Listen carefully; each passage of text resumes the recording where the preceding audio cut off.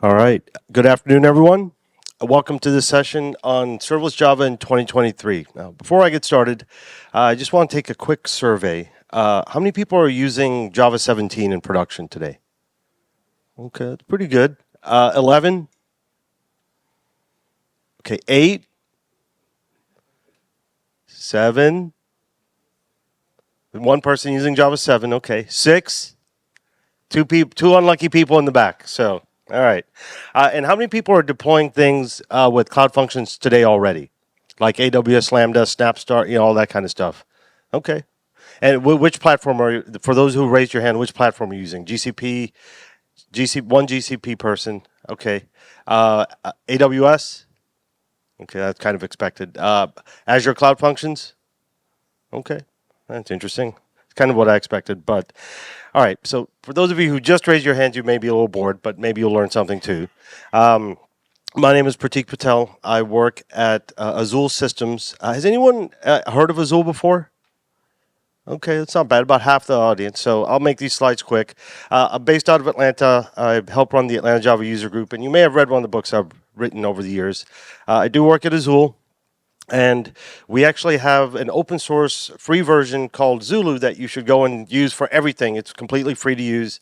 It's instead of using the standard OpenJDK build, you can use ours. And we also have a high performance JVM called Platform Prime. And something that's very pertinent to this specific presentation is that we're coming out with the release of our free JVM called Azure Zulu. Version 17 or Java version 17 that's going to have production support for CRAC, which I'll talk about in a few minutes. Okay, so it's going to completely free, and yeah, we'll talk about that in a minute. So since this is only 15 minutes, I had to distill this down to 3 major areas, and I'm going to go through this pretty quickly, and unfortunately won't have time for questions because I'll be turbo speaking to get through these slides. But if you do have questions or some comments or whatever, please come and see me and the rest of our team at the Azure booth, which is right downstairs. Okay, and eventually, Garrett, the swag is supposed to be delivered sometime today, right? My coworker's there. Yeah, we're keeping our fingers crossed. Our swag is stuck somewhere between here and the Netherlands. So, anyways, serverless. How many people don't know what serverless is? Okay, excellent. I'm going to skip all these slides then. Functions as well. You hear me call it functions as a service. You're familiar with what this looks like.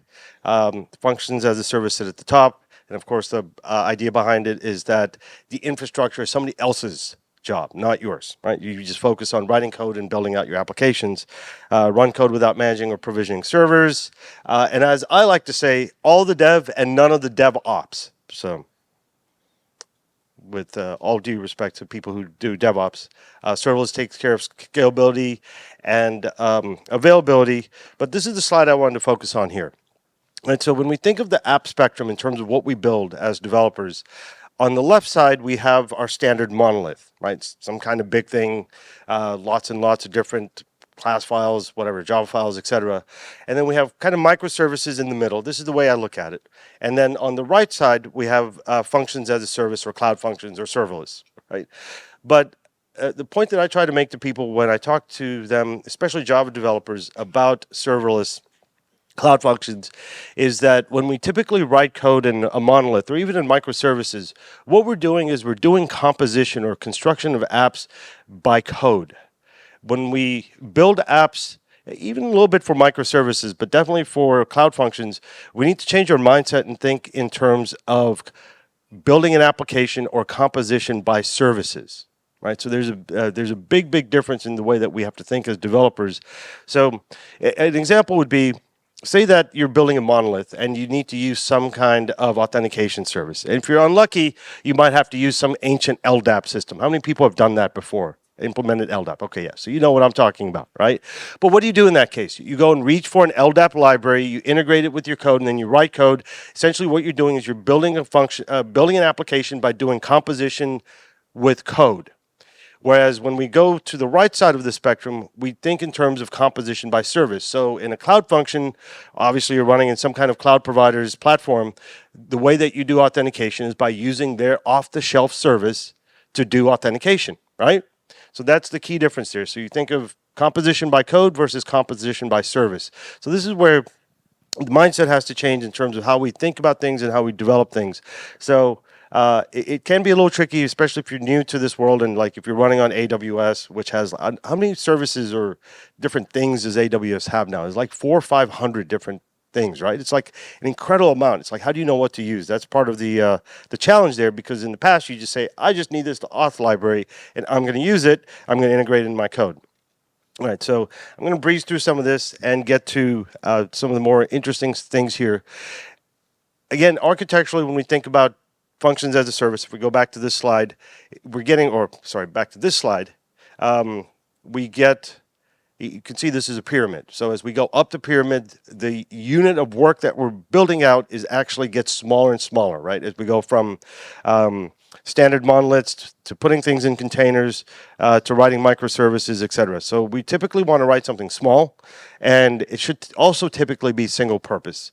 And again, for those of you who are doing cloud functions, you already know this.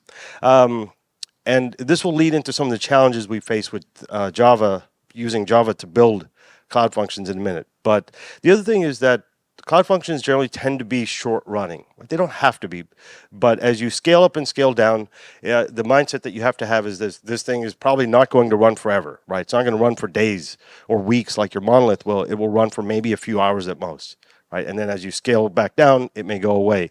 And the second bullet on this slide is the one that most people have the worst time with, which is how do you manage state in a cloud function type of environment? And that, unfortunately, is an entire presentation unto itself. So, again, if you want to talk about that, I will be at the booth today and tomorrow and Friday. Architecturally, also, we think in terms of synchronous and asynchronous execution of cloud functions, right, which you're probably familiar with. But the key point here is that when we are building cloud functions, building an application that's based on cloud functions, we generally tend to think in terms of event-driven types of architectures, right? And that doesn't necessarily mean that you're using something like Kafka or Pulsar or managed AWS Kafka, for example.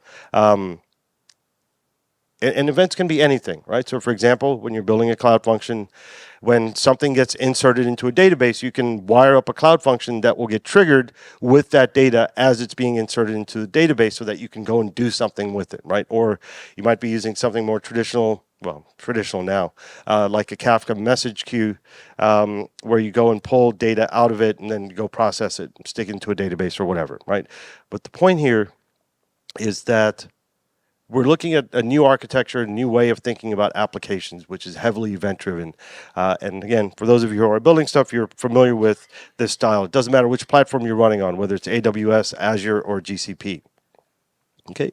Now, what are some of the challenges that we face as Java devs with using cloud functions? So if you go look at the statistics for what developers are writing cloud functions with, Java is like a distant fifth or sixth or something like that, right? Most people use something like Python or Rust or Go or whatever to write stuff. And part of the reason for that is in the Java universe, we have a couple of key challenges that we need to face. Number one is how long it takes for a Java application to start up, right? This is kind of the biggest problem in some ways, but it doesn't have to be. For example, on I believe it's on Azure, they give you the ability to have some instances of your cloud function always running instead of scaling to zero. But as you scale up, you do have a problem with that Java-based cloud function still has to start up. Okay, so we're going to talk about this in a little bit more detail in a second. The other challenge around Java-based cloud functions is the footprint or the overall footprint. How much memory is that cloud function using? So compared to something like Go, for example, your Java application will typically use much, much more memory because, Java has a JIT inside of it and it has all sorts of other things. You have to load stuff off classes, right? It's on a binary. So it does typically use higher footprint. Now, this doesn't necessarily need to be a problem, which we'll also talk about in just a second. All right. So the other thing I wanted to mention is that the Java startup is not just a issue for cloud functions. This is also can be problematic in a Kubernetes environment. Now, how many people also use something like Cloud Run or Fargate, right? Which is CAS. Is that called CAS? CAAS, Container as a Service? or have they? Is that what it's called now? I don't remember. So I think that's what the nomenclature was a few years ago. But how many people use Cloud Run or AWS Fargate? All right. So what I'm seeing is that as I talk to customers of Azure, most people who are building out these new style architectures or migrating from monoliths, they typically give their developers two choices. The first choice is the easy one is put your app into a container and then deploy it onto something like Cloud Run or Fargate, because it gives you the ability to essentially run in a Kubernetes style environment without having to go and configure Kubernetes, right? So, does anyone run their own Kubernetes cluster at their workplace? Okay. I have one in my basement, so don't feel bad about saying that. I have a couple of rack servers where I run Kube. But, anyways, so the Java startup problem can also be applied to running in Cloud Run or in Kubernetes or something like Fargate, i.e. container as a service. Okay, so let's dive into what the performance issues around this are. Of course, there's the JVM startup. The other problem that a lot of people don't think about is the warm-up time that the JIT needs to optimize code to get to peak efficiency. Okay, and then of course Java is a garbage collection based language, so we have to worry about GC pauses at some point, depending on what our app is and how much memory we've allocated to it and stuff like that. And I could talk for hours about garbage collection, but Google actually has a experimental garbage collector that they released a research paper on about 6 or 9 months ago called LXR. So if you're a Java or garbage collection geek, you can actually go pull down their source code and run your Java app with their experimental garbage collector. It's called LXR. Okay, so how can we fix the Java startup problem? Let's focus on this for a minute. Right, there's this new technology called CRAC. I don't really like this name, but CRAC, Coordinated Restore Checkpoint. How many people have heard of this? Okay, good. And most people have not. So let's dive into this a little bit, right? What are some solutions for solving the startup problem? The GraalVM has been around for a long time. It does AOT and creates a binary, so you get very, very quick startup on the order of like 5 to 10 milliseconds for most applications. Does anybody run GraalVM in production here? One person. Okay. Two people. In the past. You don't do it anymore. Okay. Right. Because it's crap, right? Wait, this isn't being recorded, is it? Okay. The problem with GraalVM is that there are too many trade-offs that you have to make as a Java dev. Okay. I don't have time to go into all those, but again, happy to talk to you afterwards. But when we talk about CRIC, it's actually based on underlying technology in Linux called CRIU, which of course, I can't remember what that acronym stands for, but it's down at the operating system level in the Linux kernel.